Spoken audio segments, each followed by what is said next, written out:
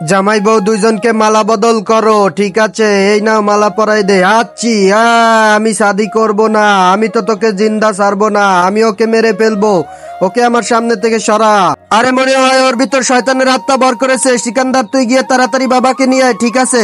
আরে বাবা জলদি চলো, দেখো আমার ভাইয়ের কি হয়েছে। দাঁড়াও, আমি দেখতাছি।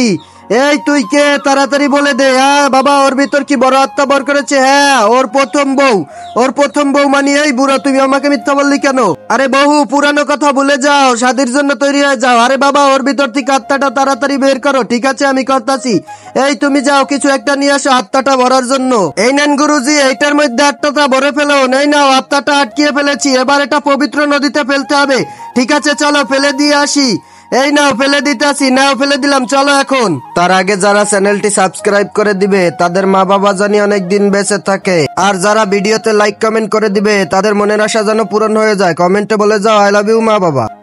ডুব দিয়ে আমি এটা কি পেলাম? আরে সিরাক, এটার ভিতর থেকে জিন বের করে এখন আমি আমার ইচ্ছা পূরণ করব। এই জিন, আমার ইচ্ছা পূরণ করো। আরে আমার ভিতর ঢুকে গেল। এই তোদেরকে তো আমি আজকে মেরে ফেলবো। ওরে বাবা, এটা কি হয়ে গেল?